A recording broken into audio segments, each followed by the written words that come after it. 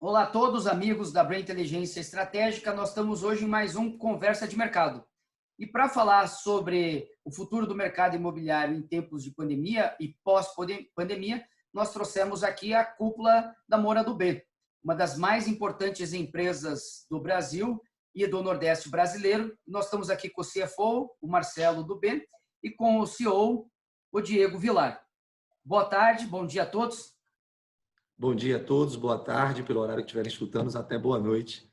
Como a entrevista é gravada, então estou desejando a cada um horário. Isso aí. Bom dia, Fábio. Obrigado pela oportunidade aqui. Obrigado. Então, para a gente começar, a gente sempre fala um pouquinho da história. É importante que as pessoas entendam quem é a Moura do B, para daí a gente poder entrar no que vocês estão olhando e entendendo e pensando para o futuro do mercado. Perfeito, Fábio. A Moura do B é uma incorporadora de quase 37 anos de história no Nordeste, né? Ela foi fundada no ano de 83 por três irmãos engenheiros, o Aloísio, o Gustavo e o Marcos. Da seguinte forma, eles tinham interesse em construir um prédio para eles morarem e mais para alguns amigos. Então, eles entenderam que se eles iriam entrar nesse negócio dessa forma, eles tinham que buscar um terreno bem localizado, no caso na cidade do Recife, e eles tinham sempre como premissa beira de praças, parques ou rios. Então, eles adquiriram uma área junto com um grupo de amigos na zona norte da cidade e aí fizeram um prédio chamado Morada de Apipucos. Um prédio em modelo de condomínio fechado, ou seja, a valor de custo, onde a empresa recebia a taxa de administração por estar fazendo aquele projeto. Um projeto que deu super certo, tá? Todo mundo satisfeito, teve uma altíssima valorização. O Marcos, que é um dos fundadores da empresa, sempre conta a história de que ele entrou como investidor, adquirindo a unidade, vendeu com altíssima valorização e o projeto não só habilitou eles a ter uma referência de alto padrão, de qualidade, porque o projeto era um apartamento de mais de 500 metros quadrados, com quadras de tênis, campo de futebol, pista de Cooper, já naquela época. Então, foi realmente uma arquitetura emblemática, um acabamento diferenciado e criou uma marca, que foi a Moura do B. Então, aí eles resolveram, de fato... Qual era o nome do empreendimento?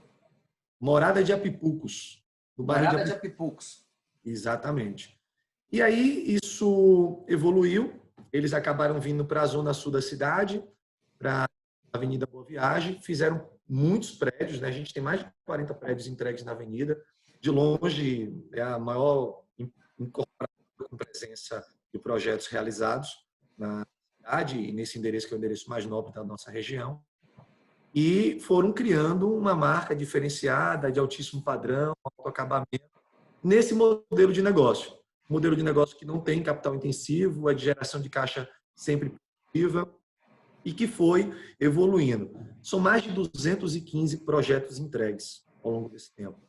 Mais de 100 em regime de condomínio e outros em incorporação. Obviamente que esses projetos no início eram projetos grandes, de apartamentos de alta renda, e aí no DNA inovador eles foram evoluindo, começaram a fazer condomínios de apartamentos menores, né? 1 quarto, 2 quartos, primeiro saiu para 500, 400 para 200, e aí reduz, lança o que no mercado é muito conhecido por estúdio, a gente lançou uma marca chamada Beach Class, faz apartamento pequeno, depois a gente chegou a fazer... surgiu o Beach Class? O Beach Class surgiu da seguinte forma, a empresa tinha interesse em construir um projeto que se renda a seus clientes. Então, a gente desenvolveu um projeto lá atrás, eu nem estava na Moura do B nessa época, desenvolveu esse projeto que tinha o conceito de fazer apartamentos em condomínio de incorporação, entregar mobiliado, 100% pronto, para não ter preocupação. Se tivesse vocação de hotelaria, a empresa já embarcaria uma operadora hoteleira. Se tivesse caráter de um long stay, a gente já embarcava uma administradora. Então, era capturar investidor que não queria ter o trabalho de mobiliar, procurar alocação. O que é tido como muitas empresas como unicórnio, porque ligou essa ideia a uma plataforma digital há mais de 15 anos, a Moura do B já faz. São mais de 15 projetos entregues assim. Tá? A gente tem Beach Class agora lançado em Salvador, mas tem Beach Class entregue em Fortaleza, aqui em Recife diversos, tanto para a segunda residência, no litoral, perto de Porto de Galinhas, quanto na cidade de Recife. para long stay, para hotel, para short stay. Então, é um produto que tem uma boa diversificação. Aí, voltando à história, eles começaram a dominar bem o mercado, tiveram muitos canteiros, e aí entenderam que talvez, se quisesse defender a região dos novos entrantes, como começou a acontecer lá em 2005, 2006, a invasão das incorporadoras daí de São Paulo para cá, eles entenderam que tinham que expandir a nossa operação pelo Nordeste. Então, não só uma empresa pernambucana, seria uma empresa nordestina. Ela migrou ao norte para Fortaleza e Natal, ao sul para Maceió e Salvador. Naquele momento dessa expansão, ela até tentou abrir capital. Se estruturou em termos de governança, em termos de profissionalização, em termos de processos e procedimentos. Foi feito todo o início daquela estrutura, só que a Moura do B, quando estava em de pilot fishing na época, foi quando o Lehman Brothers teve a janela foi fechada. Hoje a janela fechou por outro motivo, mas naquela época foi o subprime americano. Mas isso, então, isso foi uma coisa interessante. Quando vocês se prepararam e fizeram todo o processo para abrir capital, quase que na sequência já das empresas de São Paulo e Rio, muito pouco tempo depois delas, né? Isso. 3 anos aí depois do que as empresas de São Paulo e Rio abriram capital, vocês tiveram o azar de ter tido a maior crise que nós tínhamos vivido no Brasil nos últimos 50 anos, que internacionalmente passou a ser chamada de grande recessão. E agora vocês foram beneficiados, né? Porque já estavam se preparando desde o ano passado para abrir capital e abriram semanas antes da crise, é isso? Verdade. Exatamente isso. Naquela época, a gente teve que se preparar para ir para o capital. E demanda tempo, né? Não é só querer fazer, né? A empresa tem que estar preparada e tudo mais. A abertura de capital naquela época era exatamente financiar essa expansão pela região. Veio a crise, como você falou, a gente defendeu bem, a gente assumiu a liderança no mercado imobiliário de médio e alto padrão no Nordeste. E quando a janela se abriu novamente, a gente estava preparado. Eu me lembro que do dia que a gente contratou os bancos para o dia que a gente abriu o capital, foi relativamente rápido, porque a empresa já vinha desde 2007 com suas demonstrações financeiras arquivadas a serem auditadas, a gente já tinha uma governança, a gente melhorou o nível disso tudo, né? A gente contratou 2 excelentes conselheiros independentes, a gente voltou a estruturar algumas áreas com mais robustez para ir ao novo mercado. Então, esse foi o time para poder alcançar essa janela. E sim, verdade, como você disse... Eu acho que eu posso comentar um pouco em cima disso, que eu participei ativamente do processo, né, Fábio? Eu era do outro lado, da parte que trabalhava para as empresas que iam ser emissores e estar na Bolsa. Eu participei de vários processos ao longo do ano e realmente o setor ele se abriu realmente para o mercado de capitais. Acho que as condições se colocaram ao longo do ano passado e não é que agora elas não existem mais, agora a gente passa por um período extraordinário. Então, a Moura do B, como o Diego falou, ela se preparou e fez a lição de casa muito bem feita, tinha todas as pesquisas que sustentavam a sua tese, né? Tinha todo o racional bem explicado para se mostrar ao mercado. Então, quando eu falo que eu vim, né, porque eu acredito na tese, eu ajudei a mostrar essa tese no mercado, não é porque eu ajudei a formar a tese, mas sim contar a tese, que a tese é da empresa. E ela já tinha feito o dever de casa e estava posicionada com um posicionamento estratégico de liderança na região, né? Então, isso possibilitou realmente a execução bem sucedida desse processo de... Lá atrás, em 2008, 2009, quanto que vocês imaginavam captar? Eu não estava na época na empresa, eu não posso lhe informar o valor exato, né? Não tenho esse dado aqui agora. Eu não sei se chegou a essa parte da execução, né? Eu acho que ainda estava na parte mais qualitativa, né? Testar a tese. Ainda não tinha entrado. Seria possível dizer que hoje provavelmente captou mais do que teria captado naquela época pela maneira eu diria, Fábio, eu diria que sim, por 2 motivos, tá? Acompanhando o mercado naquela época, os IPOs do setor tiveram vários IPOs que hoje são considerados pequenos, né? Hoje não sairiam desse tamanho, né? A gente tinha outra taxa de câmbio, lembrar, né, que nossa moeda era outra naquela época, então a gente tinha provavelmente um real ali abaixo de 2, né? O dólar abaixo de R$ 2, né? 1,60. Então, uma captação de 200 milhões de reais naquela época era outro patamar em termos de dólar do que é hoje, né? E aí você conseguia atrair, os IPOs eram muito fundamentados em investidor internacional, né? Então você conseguia atrair ainda uma atenção do investidor internacional, ao passo que hoje a questão da renda fixa ter se tornado menos atrativa para o investidor, a renda variável atraindo recursos assim avassaladores ao longo do ano, né, você conseguia olhar para o setor e para o buy side, que a gente chama, né, dentro do Brasil, e fazer as ofertas com base nessa comunidade aqui. Tá? Eu acho. Então, por isso que eu diria que seria uma oferta menor em termos de moeda corrente. Tá? Corrente, né? E como é que vocês fizeram, então, Diego, para fazer a expansão naquele momento, porque vocês se tornaram a maior incorporadora do Nordeste? Isso. Antes desse IPO que vocês fizeram agora, vocês se tornaram, né? Estava no plano fazer isso com o capital vindo da Bolsa. Como é que vocês fizeram o processo, então, de crescimento, expansão geográfica e expansão dentro das cidades? Porque não foi simplesmente sair de Recife e também ir para Maceió, para Fortaleza, Salvador, etc. Vocês cresceram muito dentro de cada uma dessas. Isso. Eu lembro que quando eu comecei a trabalhar no Nordeste, eu não conseguia saber se a Moura do B era de Fortaleza ou de Recife. Porque às vezes eu achava que via mais placas da Moura do B e plantões e obras em Fortaleza do que em Recife. Ou seja, ela cresceu muito.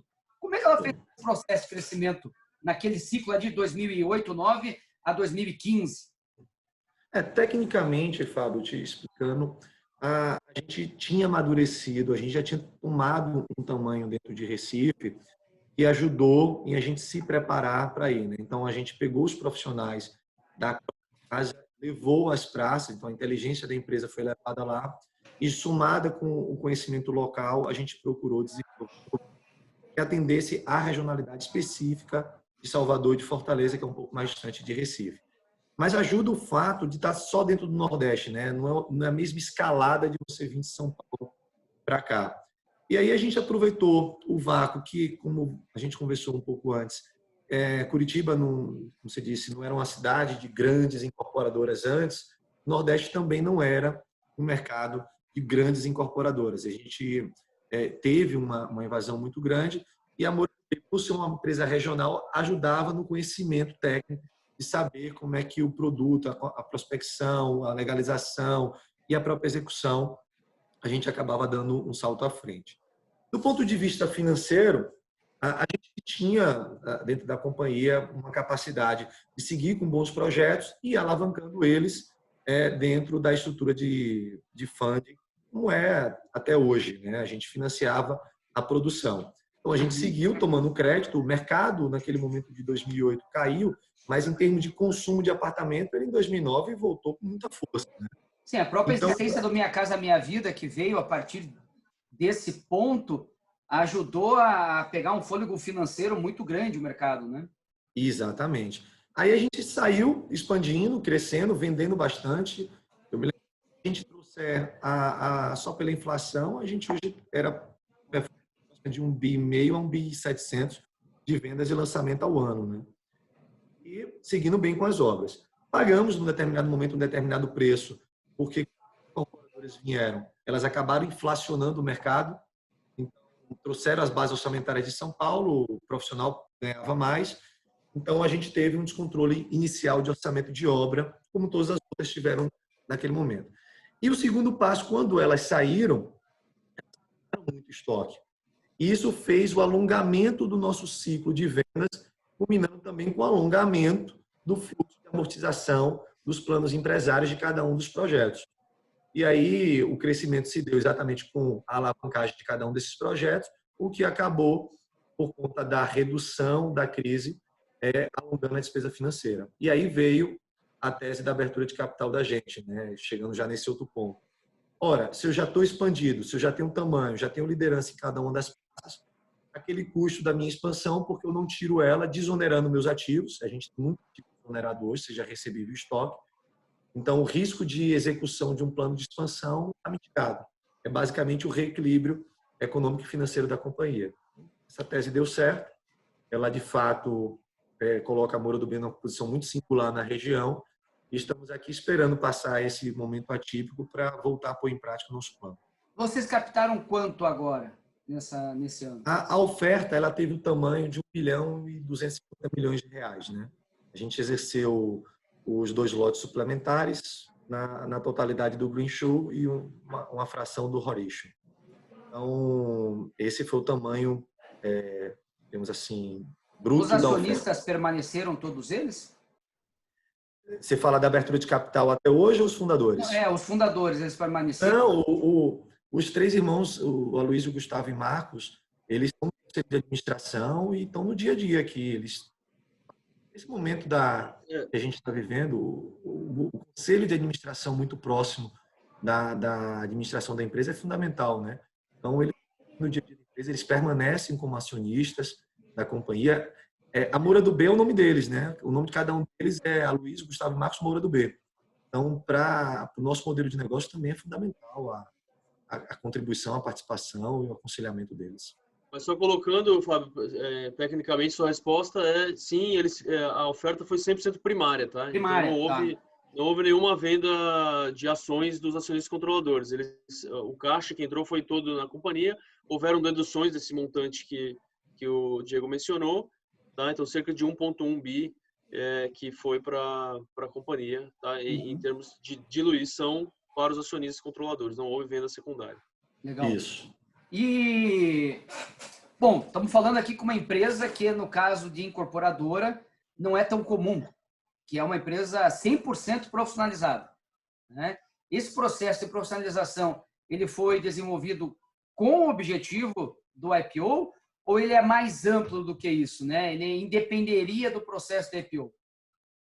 Bom, veja, Fábio, uma incorporadora ou qualquer tipo de empresa que busca ser perene, consistente, ela tem que pensar na sua profissionalização, né?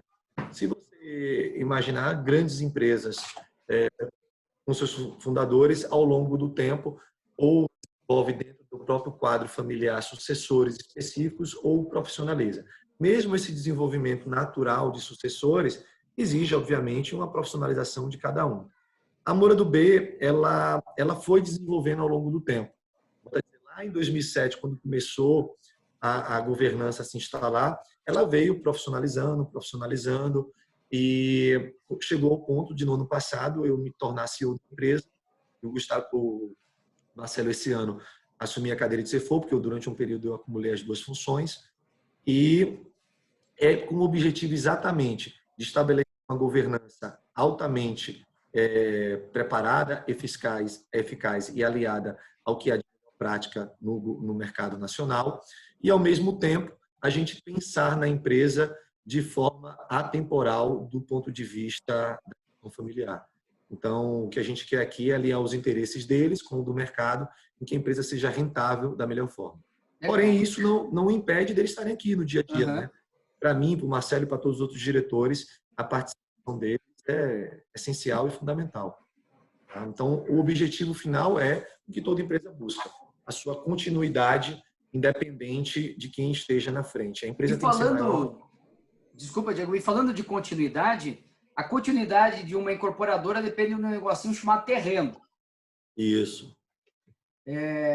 E a gente sabe que, em geral, quando a gente vê o caixa melhor, uma das coisas que a gente faz é projetar, bom, mas eu tenho que ter um land bank que me gere X bilhões, milhões ou bilhões em VGV por Y tempo. Vocês já estavam, porque vocês tinham vários projetos na praça, como é que vocês estavam antes do land bank e vocês partiram por algum processo de aquisição de áreas até mesmo antes do IPO, seja essas áreas compradas ou permutadas, ou estão fazendo agora? Fábio, eu vou falar na parte conceitual e vou deixar até uma parte técnica da forma como a gente adquire para o Marcelo. Temos hoje um pouco mais de 4,3 bi em potencial de VGV em terrenos dentro de casa. Espalhado em cada uma das praças que a gente atua, parte disso, inclusive, com projeto aprovado. olhar para o médio prazo, é suficiente para cumprir o nosso plano de negócios. Tá? É robusto. Ele é bem dividido no modelo de segmento de alto, médio padrão e a linha BitClass. Ele está bem conectado com a atual realidade, uma fração pequena disso é de empresarial ou potencial terreno para projetos empresariais. O restante tudo mesmo é para médio padrão e alto. Lembrando que médio e alto padrão aqui no Nordeste é um conceito um pouco diferente de São Paulo. Tá? E a gente seguiu, sim, no ano passado, adquirimos aproximadamente 900 milhões em potencial de VGV de terreno.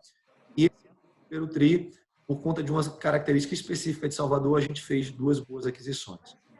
No momento, a gente está analisando oportunidades. Tá? O mercado deu uma virada, a gente está ajustando a vela aqui conforme o vento, mas temos o suficiente para cumprir bem o nosso plano de lançamento para os próximos anos.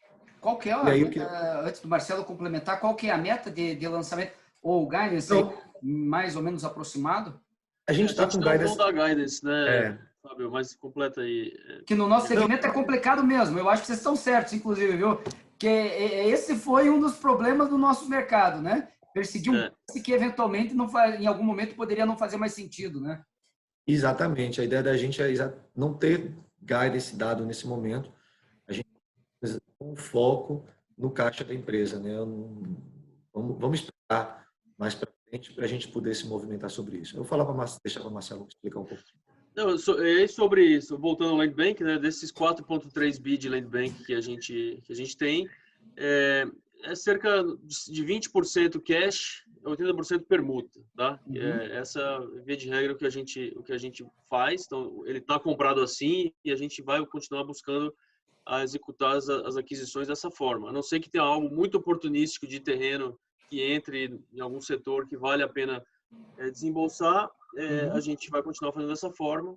E aí o custo do terreno, em média, dos nossos empreendimentos, a gente estima que ele equivale 15% do VGV dos empreendimentos que a gente lança. Tá? Então, acho que é bem equilibrado, pouca exposição de caixa, tá? E é dessa forma que a gente vai continuar trabalhando. E bem robusto. Né? Sem dúvida.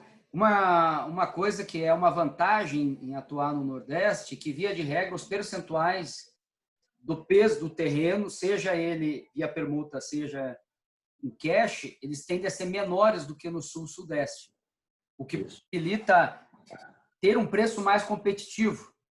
Né? Então, você comentou, né, que alto padrão no Norte-Nordeste é diferente do que em São Paulo. Né? Em São Paulo, em geral, o alto padrão Norte-Nordeste implica também uma metragem média maior, né, do que se espera do alto padrão em São Paulo. Marcelo fica muito em São Paulo, né, Marcelo? Que a gente sabe que com preço de 15, 18, 20 mil reais, o alto padrão é comum ter 150 metros, já é um alto padrão, né? Que 150 metros é um ótimo apartamento no bairro de Boa Viagem, mas não é necessariamente alto padrão. Né? Isso. Fábio, o bom você tocar nesse assunto, porque muitas vezes é perguntado para a gente a demanda em quantidade de apartamentos, em preço, e você que trabalha com pesquisa, conhece bem, número de unidades vendidas não necessariamente significa crescimento ou não, porque a gente envolve tamanho de unidades, né? O médio de um apartamento em Recife é maior do que o tamanho médio hoje, ali só na cidade de São Paulo. Então, quando a gente olha o mercado na nossa região, o ideal é sempre olhar em tamanho de VGV, não só lançado, vendido e o potencial do consumo, com os fundamentos bem equilibrados do nosso mercado. Então, o terreno pesa menos que em São Paulo, com certeza, mas também o preço por metro quadrado é menor. Então, na proporção do que ajusta uma viabilidade de um projeto, como o Marcelo bem colocou, quanto mais ele tender a uma compra em dinheiro, ele vai lá buscar 12%, 10% do VGV. Quando mais permuta ele buscar, ele vai tender a 20%, 22% do VGV. É assim, mais ou menos, que se configura o modelo. Isso se não for daí, tem, mas ao mesmo tempo o Nordeste, quase todas as capitais são litorâneas, né? E, portanto, a área mais nobre costuma ser de frente ao mar. Né? E aí, exatamente. Esse outro tipo de projeto e de VGV e de percentual de permuta, né? Que existe a cidade normal, mas existe o pé na areia, né? O que está no beira-mar, que daí, às vezes, o preço vai lá para cima. Bom, tivendo. Bem colocado. No passado, a gente chegou a ver projetos aqui na Avenida Boa Viagem, percentual de permuta um pouco acima de 50%, né? Então, assim, é uma permuta muito alta. É algo cultural da nossa região, que favorece o nosso modelo de negócio. Encontrando o equilíbrio correto, ajuda muito no fluxo de caixa, melhorando, assim, a taxa interna de retorno de cada um dos projetos. Por isso que a gente sempre comenta... Não pode complementar, por favor? É por isso que a gente sempre comenta que o nosso modelo de negócio é com menos exposição de caixa do que o modelo tradicional que as pessoas estão acostumadas. Isso, vocês continuam fazendo, porque vocês, mais de 230 obras, mais ou menos 100 delas foram preço de custo. Preço de custo também não é a mesma coisa no Brasil inteiro, né? Eu ouço falar preço de custo em Fortaleza a R$9.000, R$10.000. Não é bem preço de custo, né? É condomínio, é um produto em condomínio. O sujeito tem que pagar 5% durante a obra, etc. Mas não é preço de custo, né? Não é simplesmente uma taxa de administração, né? Que a gente sabe que o custo não é R$10.000, né? Então, ele não é a mesma coisa em cada cidade. Mas, independente disso, vocês ainda atuam em algum momento como preço de custo ou condomínio ou não? Não, a gente só atua com condomínio, né? A Moura tem muito forte nesse modelo de negócio. Ele, segundo as pesquisas que a gente tem, nas praças que a gente atua, é um mercado de um tamanho por ano de R$400 milhões. Tá? Isso na normalidade. Então, não dá para uma empresa como a gente só atuar nesse segmento. Mas por conta de todos os benefícios que uma relação de confiança durante muito tempo construído nos permite atuar com escala, a gente não tem por que deixar de atuar. Ele tem uma boa rentabilidade, ele permite que a gente faça projetos ainda mais diferenciados, né? Assim, trazendo na materialidade o nosso DNA, bom acabamento, de uma arquitetura com a plástica mais inovadora. Então, não faz sentido a gente deixar de atuar. Então, ele também tem um aspecto estratégico de posicionamento para a empresa, além do aspecto financeiro, pelo que eu estou entendendo. Tem. Você consegue sofisticar mais o produto, talvez Isso. nos outros empreendimentos você acabe captando uma margem melhor pelo próprio posicionamento geral que advém dessa estratégia do condomínio, correto? Eu acho que, por definição, esse produto ele acaba sendo focado no público de mais alta renda. Alta renda. Né? Porque ele tem que ser pago ao longo do processo de construção, então de 36 a 48 meses. E a pessoa que vai comprar, por isso que o Diego menciona R$400 milhões, né, de público-alvo, né, de tamanho desse mercado, é porque realmente a gente está dimensionando comparativamente ao público que pode arcar com pagamento fracionado ao longo de 48 meses um apartamento. Né? Então, acho que esse é um ponto importante aí. É uma característica de cliente que há uma relação muito próxima. A gente tem a cada 3 meses uma assembleia dentro da obra, a gente discute exatamente com eles o andamento da execução, as contas, mas mais importante, nos permite que a marca da Moura do B seja, de fato, melhor trabalhada do ponto de vista de qualidade de projeto. A gente faz projetos muito singulares, muito únicos nesse modelo de negócio. Então, além da questão da rentabilidade, que é muito positiva, a questão do posicionamento, como você bem colocou, da marca é bem importante também. E vamos pensar de expansão de cidades, né? Hoje vocês estão em quantas e quais cidades aí no Nordeste? A gente está em Salvador, Maceió, Recife, Natal e em Fortaleza, nas 5 cidades que a gente julga as principais da região. As 3 principais são Salvador, Fortaleza e Recife. Por proximidade e também por ter um tamanho razoável, a gente está em Maceió e Natal. E a pretensão é permanecer apenas no Nordeste ou há alguma pretensão de fazer uma expansão um pouco mais longe? E dentro do Nordeste, a ideia é concentrar nessas cidades ou eventualmente também descer para algumas outras cidades, uma outra capital ou alguma cidade média do interior? Fábio, veja só. No debate pronto, a nossa resposta é concentrar ainda mais, né? O que a gente tem de histórico de informação das nossas cidades, né? Dessas 5 cidades? Em condições normais, eu digo, taxa de emprego, taxa de juros e crédito, a necessidade por imóvel no segmento da gente dá um tamanho normal, se tiver que corretamente, de 9 a 9,6 bi ao ano. Esse é o tamanho, segundo as pesquisas mostram, por déficit habitacional, crescimento de famílias da nossa região. havendo o equilíbrio desses outros dois pilares, isso é o que dá de consumo. Esse número, ele é aproximadamente metade do mesmo mercado na cidade de São Paulo, tá? Em termos de VGV. Eu nunca falo em número de unidades, para ponderação. Então, você imagine o seguinte, no passado, chegaram a lançar, 2010, 11, 12, 14 bilhões por ano. No Nordeste, nessa região do Nordeste. Nessas cidades. Então, foi muito mais do que o mercado consumiu. Os estoques subiram, você deve ter esses dados. As incorporadoras do Sudeste saem daqui, queimam o preço. As incorporadoras locais, algumas passam por dificuldades, outras reduzem significativamente o lançamento, passam a lançar 3, 2 bi por ano. De 9 bi. Aí lá para menos ou para mais durante as fases de crise, mas ele não é 2 bi nem é 14 bi.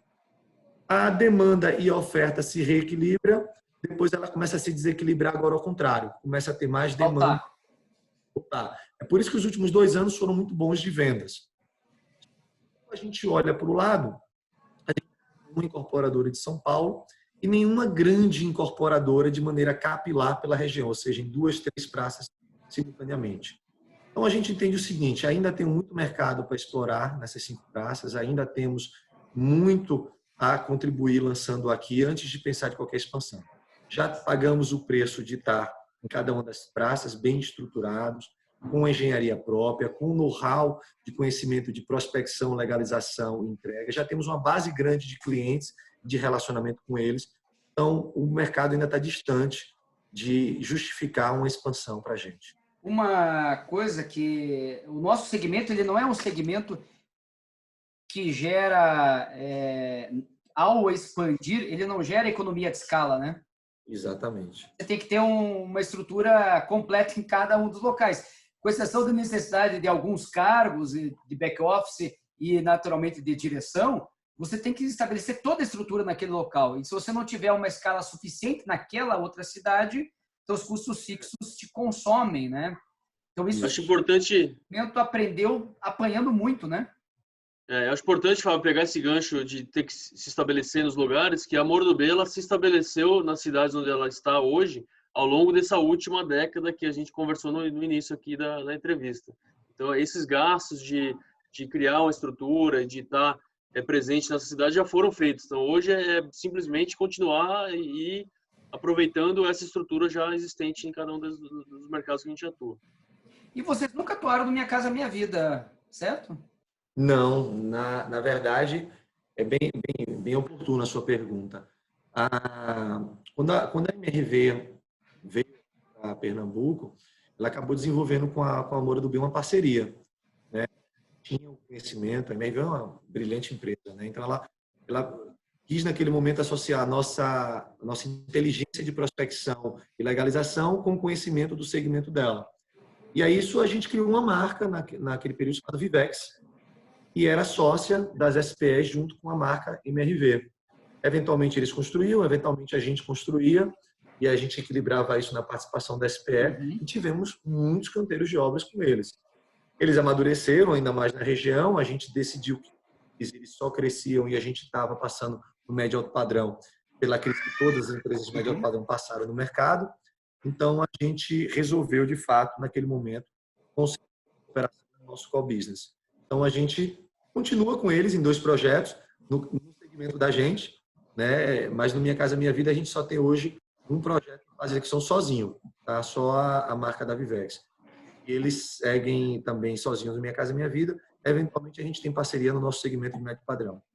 Queria falar uma coisinha que deve ser interessante, porque a gente ouve muito, né, de que cada cidade tem a sua cultura, o seu estilo, etc. Quando eu estou no Nordeste com meus amigos, aí de Recife, de Fortaleza, etc., eu ouço muito falando assim, não, mas vocês lá do Sul. E na cabeça deles é um gaúcho de chimarrão na mão e comendo churrasco, né? E aqui no Sul a gente chama de nordestino, né? O nordestino, tal. Ainda que um ou outro local chama os baianos, parece que é tudo mais baiano, ou como diz o presidente, lá tem os Paraíba, né? Isso. Da concentração de migrantes nordestinos, ele entende que todos eles são como aqueles migrantes, né? É muito diferente trabalhar em Fortaleza, Recife, Maceió e Natal, assim. O que é de diferente? Até para que as outras pessoas no Sul, Sudeste posso entender que não existe o Nordeste. Existe o Nordeste enquanto uma região política brasileira em que todos os estados têm praia. E quase todas as capitais estão na praia e são as melhores praias do Brasil. Com exceção disso, eu acho que tem muita coisa diferente, né? Pode contar um pouquinho para a gente? Posso, claro. A gente tem um pouco dessas diferenças, né? Eu, por exemplo, sou baiano, morei em Sergipe, né, que é outro estado nordestino, e moro aqui em Pernambuco há quase 10 anos. É mais fácil você se adaptar porque a gente mora, a gente comulta da mesma forma, né? Como você bem colocou, a maioria das cidades são capitais litorâneas, então, naturalmente, o imóvel vai se valorizando mais próximo do mar e as características são muito parecidas. Existem, sim, especificidades em cada local, né? Em Salvador tem um gosto um pouco mais peculiar em relação ao de Fortaleza e assim para o de Recife, mesma coisa para Natal e Maceió, e algumas cidades se aproximam um pouco mais. Mas a escala da diferença é muito menor do que existe de São Paulo para o Rio. Uhum. Né? O carioca ele mora bem diferente do que o paulista nas suas capitais. Então, a gente é mais próximo. Então, eu acho que é mais fácil o choque cultural aqui em cada uma das cidades do que essa. O sotaque é um pouco diferente, mas eles têm os mesmos vícios de linguagem, digamos assim, e têm os mesmos hábitos. Né? A gente tem a mesma cultura de prédio. Quando a gente fala de especificação, no Nordeste todos os prédios são revestidos com cerâmica. Né? Então, assim, é assim de Salvador a Fortaleza. Os prédios aqui, os condomínios grandes, clubes, não tiveram sua presença, mas não a grande evolução como teve aí em São Paulo, ou talvez na região sul. Então, é mais fácil para a gente por entender. E um pouco mais fácil ainda para a Moura do Bem, por já estar há muito tempo em cada uma dessas cidades, né? Quase 10 anos, quando não mais. A gente até diz que não é mais pernambucano, né? A gente é uma empresa nordestina. Nordestino. Então, assim, ano passado a gente vendeu mais em Salvador do que em Recife. Então, não tem mais essa escolha da cidade, né? Temos uma empresa E nordestina. o que a pandemia trouxe de pensamento diferente, né? A gente ainda não está no momento onde é possível saber o que vai acontecer exatamente, nem com o Brasil, nem com o mundo, né? Eu tenho brincado que quem acredita que é possível prever o que vai ser o mundo daqui a um ano ou é louco ou mentiroso, né? Porque não tem como prever, o que não exime a nossa responsabilidade como empresários, executivos, de ter que tentar tatear para justamente poder alinhar a estratégia da empresa, tanto no que diz respeito à estratégia quanto à questão financeira, porque naturalmente vai impactar se a gente lançar menos ou vender menos do que estava planejando, etc. Tem alguma coisa que vocês já mudaram? Eu vou falar um pouquinho conceitualmente sobre isso e depois um pouco em detalhes.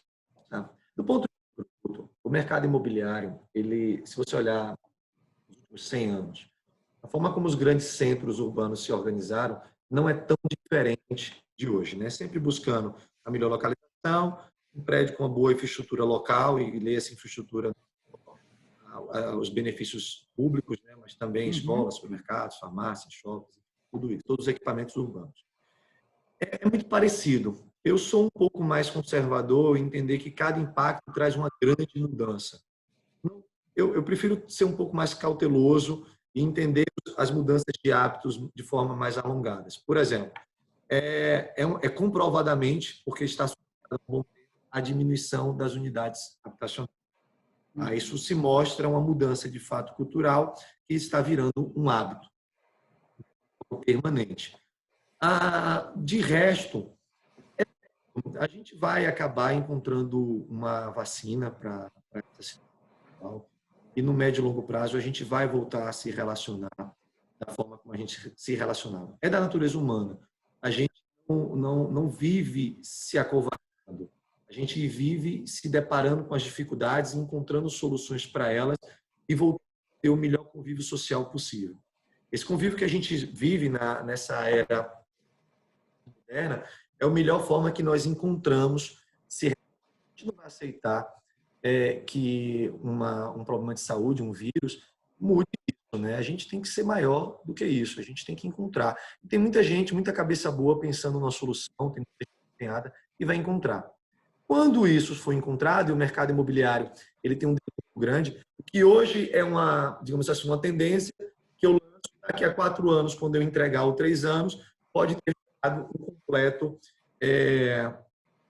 fracasso de uso específico. Eu vou dar um exemplo que eu me lembro bem, que eu peguei de lançamento, que Lan House em prédio era um sucesso, né? Isso hoje é impensável, né? Eu cheguei a pegar projeto lançado com Lan House que depois é ineficaz. Então, eu prefiro acompanhar atentamente as mudanças. Está muito claro que dessa pandemia vai sair algo com relação às lajes corporativas, com algum tipo de mudança. A gente tem percebido que o home office tem funcionado bem. Eu li em algum lugar recentemente que a XP decidiu, de uma forma ou de outra, expandir até dezembro o home office dela. Então, vai acabar gerando uma mudança nesse ponto. Que isso vai levar as pessoas a morar mais distante do trabalho, buscando... Isso o tempo vai mostrar, é cedo ainda para a gente falar sobre isso. Aí, na parte econômica e financeira, eu deixo para Marcelo dar uma explicação do que a gente espera. Bom, no mínimo você está feliz com a taxa de juros, né, Marcelo? Um momento bom para poder se preocupar, se precisar captar dinheiro, taxa de juros está baixa, né? Não, com certeza. Acho que a gente vive um cenário de juros de longo prazo, obviamente com as suas volatilidades momentâneas durante uma crise, mas a taxa atual, né, e as taxas de longo prazo do Brasil estão em um outro cenário. Eu acho que isso vai propiciar as empresas do setor a se financiarem de forma sustentada, e o cliente final também. O que a gente chama de affordability, né? Você traz para a base muita gente que não podia comprar apartamento antes, e com o mesmo salário que a pessoa tinha, com essa taxa nova, esse novo cenário, ele consegue comprar um apartamento de um valor acima do que ele compraria há um ano atrás, né? Bem acima. Então, você traz a cada ponto percentual, meio ponto, você traz milhares de pessoas para a base de clientes que você pode atingir. Então, acho que isso, do lado do cliente, vai impulsionar a demanda, né, de forma geral, e do lado do endividamento das empresas, que não é nosso mais tanto o nosso foco hoje, que a gente hoje tem uma estrutura de capital muito equilibrada, mas vai trazer a possibilidade de fazer o financiamento da produção de maneira mais justa, né?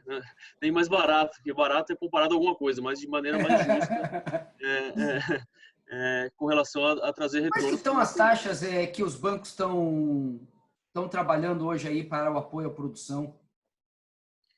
Hoje, veja, hoje a gente tem um cenário que está em transformação, tá? Então, é difícil de precisar aqui uma taxa, mas você normalmente tem algo em cima ali da taxa referencial, do CDI de mercado, com o spread ali que vai variar de acordo com o risco daquele projeto, né? Com a estrutura de capital da empresa. Então, a gente ainda está numa formatação de uma visão sobre qual é esse spread, mas o conceito é esse, tá? É uma taxa referencial com algum spread, esse spread ele é visto caso a caso, né? Então depende Os bancos já estão trabalhando em alguns casos especiais onde há claramente um risco menor tanto da empresa quanto do projeto com taxa, somado taxa mais spread abaixo de 8 ou abaixo de 7? É possível. Pode falar, Diego. Essa sua pergunta, Fábio, é bem interessante, porque é o seguinte, nos 1 ano e meio, independente da pandemia, a Caixa Econômica, ocupando o papel dela do principal agente fomentador do mercado imobiliário, ela tem uma atitude proativa e fundamental para o nosso mercado, né? Ela começou a diversificar o tipo de produtos para a pessoa física. Vou falar primeiro de pessoa física, depois eu vou falar da pessoa jurídica. Ela veio com o IPCA+, depois com o pré-fixado, foi a cada 40, 60 dias caindo taxa de juros, puxando os demais grandes bancos a acompanhá-la. E agora, até durante a crise, ela vai lá e inova e coloca a primeira parcela do financiamento quase 6 meses depois 6 meses, da assinatura do contrato. 6 uma meses carência, depois, né? Isso ajudou muito para imóvel pronto, né? Onde você pode ajudar e parcelar e facilitar a entrada. Então, essa atitude da Caixa não vai virar um contrário pós-pandemia, né? Pós a solução. Ele, com certeza, vai continuar. O Pedro, todas as vezes que ele dá uma entrevista ou tem uma oportunidade de falar com alguma entidade de classe específica, ele sempre frisa que a Caixa Econômica tem um caráter social também e que é o banco que não se conforma em captar a 3% e emprestar a 8%. Ele quer reduzir esse spread e fomentar o mercado imobiliário. Cita o Paulo Guedes como chefe dele, estimulando que isso seja feito para potencializar a economia. Então, no ponto de vista do cliente, onde a gente tem muita gente hoje migrando para onde é o recurso do mercado imobiliário, a poupança, né? E você tendo um crédito bem estruturado e diversificado e a redução de taxa aumentando cada vez mais dentro daquela nossa pirâmide, o número de famílias que é colocado dentro do mercado. Eu me lembro que durante o processo de abertura de capital, a gente trouxe 3 bancos aqui para falar para os investidores. E o Banco do Brasil trouxe um dado que era o seguinte: a redução da taxa de juros que aconteceu naquele período da abertura de capital colocou nas cidades, nas 3 principais capitais que a gente coloca, mais de 200 mil famílias ainda reenquadrada para comprar o produto de médio padrão da gente.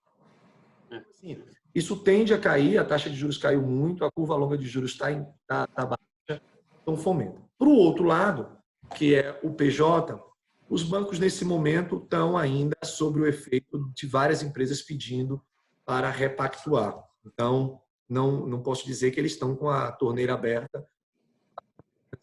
Com a torneira aberta é algo que o Marcelo, que veio de banco, sabe que é algo tipo unicórnio, né? Não existe. Não existe mais. Uma coisa é taxa, né? Outra coisa é a decisão do banco em abrir o cofre, né? Então, assim, acho que os comitês de crédito eles estão muito bem diligentes aqui, acho que mais do que nunca, tá? Isso. Eu queria aqui, para a parte final da nossa entrevista, falar de mais 2 tópicos apenas. O primeiro deles você comentou agora, Diego, sobre a questão do home office, né? Isso impacta as empresas que produzem produtos corporativos ou de salas comerciais, mas será que também vai impactar a forma de nós vivermos nas casas? Porque tem as 2 pontas, né? Se ele não trabalha mais lá na laje o tempo inteiro, ele trabalha em casa. E em casa ele pode estar 2 maneiras. Ou você tem uma espécie de um coworking como uma das áreas comuns, ou começamos a pensar mais no home office, no escritório, etc., em casa. E eu lembro quando eu via bastante projetos que nós fazíamos análises na Brain, que teriam dependência de empregada, e daí estava se retirando a dependência de empregada e colocava como opção do sujeito usar lá como um pequeno escritório. E eu, realmente, o sujeito vai comprar um apartamento de R$2 milhões, e aí ele vai usar os 3,5 metros quadrados da onde era dependência de empregada, às vezes sem banheiro, sem nada, olhando para a parede do escritório. Eu falei, alguma coisa está errada aqui, né? Eu tenho escritório, né? Enfim, mas também sou professor, mas o que eu quero dizer é, será que a gente vai tentar empurrar um cantinho lá para dizer que isso aqui é um escritório, ou a gente vai começar a pensar no espaço também de um ambiente onde a pessoa trabalha, entendendo que diferentes tamanhos de imóvel dão diferentes possibilidades do que a gente pode colocar lá dentro, naturalmente, né? Como vocês são, em geral, do médio para cima de segmento, vocês não estão no segmento econômico, onde é mais complicado fazer qualquer tipo de ajuste de aumento de tamanho de planta, porque não cabe no preço de quem vai comprar, talvez seja um pouco mais fácil. Vocês já estão refletindo sobre isso? A gente tem feito diversas reflexões, Fábio. Ainda acho um pouco cedo para dizer que vai haver um movimento e a gente não quer cair no que você acabou de dizer, numa forçação de criar um arrumadinho dentro do apartamento para chamar de home office, ou mesmo já até andei vendo por aí a área de descontaminação da entrada do prédio, né? A gente não vai fazer algo muito... O que a gente vê? Assim, mudança que agora com a pandemia se acentua. Nenhum prédio do passado estava bem adaptado para receber alimentos, bebidas em casa.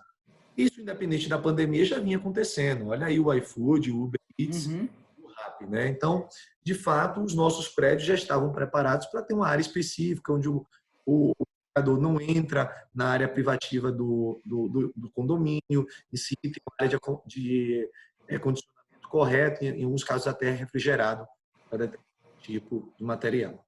Sobre a mudança dentro do apartamento, eu ainda prefiro continuar atento, entendendo a movimentação. Eu tenho uma questão muito que eu me pergunto, quando as escolas voltarem, porque essa questão de ensino à distância ainda para criança perde a questão do convívio, eu particularmente não sou a favor. Criança na escola, se o pai já sai de casa para deixar na escola, por que volta para casa para o home office, não pode ir para o escritório e também restabelecer o convívio? Então, particularmente, eu acho que prefiro entender como é que isso vai se adaptar, como que o mercado, o nosso cliente, vai ter mudança de hábito para poder justificar uma mudança brusca. Óbvio também que numa ambientação específica de um projeto, você cria um ambiente para isso. Você consegue, no apartamento de 150, 180, até 200 ou mais metros quadrados, facilmente criar um ambiente de home office, né? Então, não vai ser empecilho adaptar cada casa. E a gente está atento a observar e entender essas mudanças. E a última coisa que eu gostaria de falar aqui, lançar. Vocês vão lançar esse ano? Como é que estão olhando isso? E como é que vai ser o lançamento em tempo de pandemia? Porque, pelo menos, a aglomeração, a leitura que nós fazemos na Brain é que ela não vai existir por um bom período, né? Enquanto nós não tivermos vacina, e a gente deve ter vacina no ano que vem, provavelmente a economia, muitas empresas e segmentos já estarão abertos no segundo semestre, quase que certamente, mas aquela ideia de aglomeração mesmo, que é muito comum no lançamento, né? Fazer um evento, chama as pessoas, traz alguém para falar, alguém apresenta, um monte de gente entra no apartamento decorado ao mesmo tempo, cada uma com seu corretor. Isso provavelmente não poderá ser feito ainda neste ano. Ainda que nós possamos lançar, vender, trabalhar, construir, mas na nossa leitura talvez não seja possível. Como é que vocês estão planejando o lançamento e a venda durante a pandemia? O processo já está totalmente digitalizado, da existência de um bom tour virtual das plantas e das áreas comuns do empreendimento até o processo da assinatura dos contratos, ou vocês estão acelerando isso? Então, são duas questões em uma, né? Uma diz respeito a todo o processo de interação digital online com o cliente de qualquer empreendimento, que pode ser naquilo que vocês estão vendendo hoje, quanto daí no lançamento que pode eventualmente vir a ser feito nesse segundo semestre. Perfeito. Vamos falar do hoje, né? A gente já tinha, antes da pandemia, uma área de vendas online. Estruturada, preparada, o site da gente já era estruturado para isso. E o comprador ele conseguiria, já antes, ter uma experiência online de compra de apartamento. Não era motivado por ele, né? O comprador ainda, antes gostava de fazer toda uma parte significativa de forma real, né? Com a pandemia, a gente intensificou e melhorou o processo. Eu, buscando sempre a transparência e honestidade, acho que a gente ainda pode melhorar mais. Assim como toda incorporadora. Não dá para dizer que está 100% preparado, porque é tudo muito novo para todo mundo. Mas a gente tem bastante ferramenta, a gente tem bastante procedimento e a gente consegue fazer uma venda 100% online e estamos fazendo. O que não fizemos ainda, e a gente deu um passo largo para fazer, é o lançamento. E qual foi o passo largo que nós demos? Desculpa? O lançamento. O lançamento. Nós não fizemos ainda, mas a gente deu um passo largo para isso quando a gente fez algumas condições de vendas online, 100% online. E foi bem interessante, foi surpreendente positivamente. As ferramentas digitais, elas têm ajudado bastante. Dá para a gente ter, como a gente está tendo agora, uma excelente interação. Temos com 200, 250 corretores em cada cidade. Foi bem, funcionou bem. Lançamos uma campanha 100% online também, adequada agora a esse momento. E a gente está se preparando para, num futuro bem próximo, já fazer o primeiro lançamento digital. Então, um passo de cada vez. Se você quiser fazer bem feito, não queira sair atropelando as coisas, vai estruturando. Começamos com a convenção, depois viemos com o lançamento de uma campanha, aí agora a gente vai vir com um lançamento 100% virtual no momento certo. Pode me falar pouquinho, pelo menos, do lançamento de campanha, para a gente entender até os resultados? Já teve alguma coisa possível de ser mensurada? Teve. A gente teve, no primeiro momento, uma redução significativa de vendas, e aí a gente teve acesso a uma pesquisa onde ela dizia o que não motivava nesse momento as pessoas comprar o imóvel. Você deve conhecer bem, né? Insegurança, perda de emprego, a questão do contato, conhecer o projeto sem poder ir lá, a preocupação com o comprometimento da renda, mesmo que não perca o emprego, para a diversidade do momento. Então, tomamos todos esses riscos e tentamos mitigar numa campanha.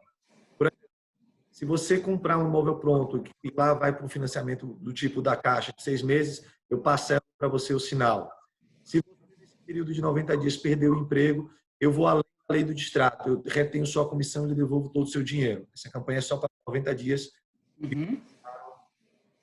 há 3 ou 4 semanas atrás. Então, a gente foi seguindo com vários pontos desse para mitigar o que hoje é uma insegurança.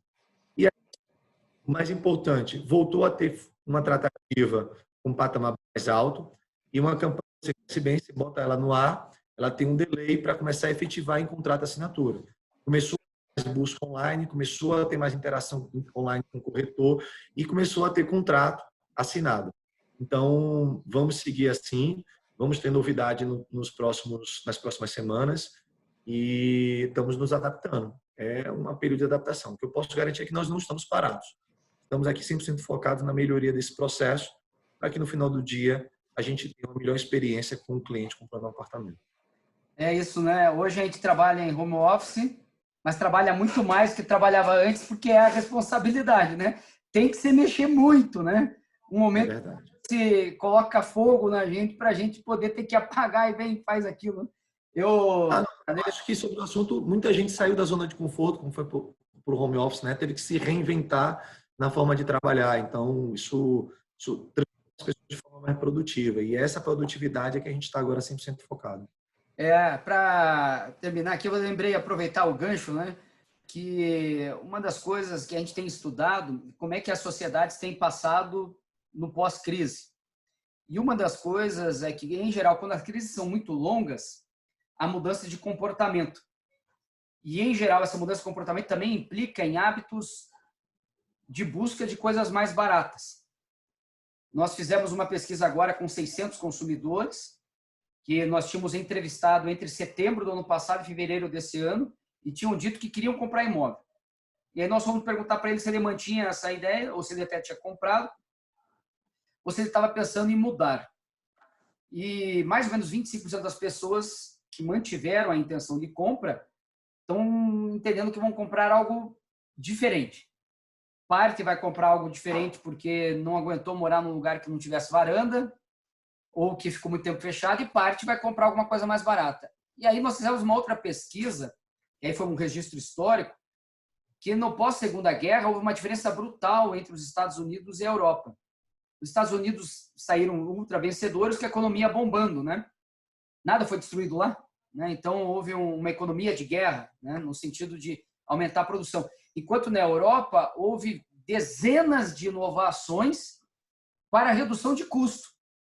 Então era carro de 3 rodas, carro que usava plástico e não só metal, porque naquele determinado país tinha plástico, mas em abundante, estava com falta de metal. Então, eles foram pensar como trabalhar diferentes materiais naquele mesmo produto, né? Então, assim, por um lado, a gente fala, bom, o consumidor ele está com o bolso mais apertado ou mais angustiado, mas permite com que nós, empresários, façamos uma leitura realmente 360 graus do que é possível ser mais eficiente. Eficiente na venda, eficiente na construção, eficiente na promoção, né? Então, talvez seja justamente aquele momento onde as empresas que sairão melhor da crise sejam aquelas que conseguirão mais rapidamente ter ganhos de eficiência, né? Você fez aí uma reflexão que recentemente eu estava dando uma lida. Eu tive certa feita para correr em Berlim e apaixonado por algumas coisas da reconstrução, né? E aí você imaginar que no século passado a Alemanha ela passou pela Primeira Guerra Mundial, pela Segunda Guerra Mundial, o crash de 1930 nos Estados Unidos aprofundou a Alemanha a tal ponto que gerou a Segunda Guerra Mundial, passou pela gripe espanhola e é o país mais próspero da Europa, né? Com certeza foi na diversidade que forjou povo trabalhador, inovador e de um altíssimo nível educacional. Então, a característica da gente também é essa, tá? A gente é uma grande incorporadora numa região que muita gente não olha de forma positiva. E, ao mesmo tempo, também o crédito, durante muito tempo, não foi tão farto. E a gente se reinventou no modelo de condomínio, se reinventou na forma de fazer negócio e se reinventou até chegar a esse ponto. Então, hoje, a posição da Moura do B, ela é desse DNA de quem sempre viveu na adversidade, vivendo mais uma crise, só que com fundamentos muito mais sólidos, com a dívida baixíssima, com um patrimônio desonerado muito alto e que vai se reinventar mais uma vez para esse momento. Então, a gente vive essa adversidade, a gente vive essa dificuldade e a gente se adapta bem a ela. Então, é por isso que eu sigo confiante de que a gente vai passar por bons momentos, tão logo essa reclusão social passe, porque a gente vai encontrar uma solução, com certeza. Legal. É isso aí, pessoal. A entrevista chegou ao fim. Eu quero agradecer muito ao Diego e ao Marcelo por passarem essa hora aí conosco. A entrevista acabou se estendendo até de tão bom que foi o papo. Não esqueçam de curtir a nossa página.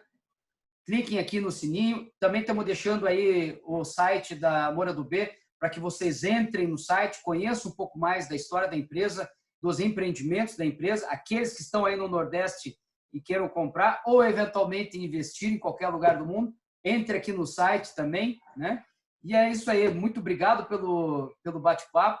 É bom estar com uma empresa que no Brasil a gente realmente tem essa capacidade de se reinventar constantemente, né? E que esse processo veio em boa hora para vocês com capacidade financeira fazerem ainda mais empreendimentos bonitos aí no Nordeste, talvez então na primeira empresa nordestina de incorporação do Brasil. Não é mais uma empresa pernambucana, mas a primeira empresa nordestina do Brasil, né?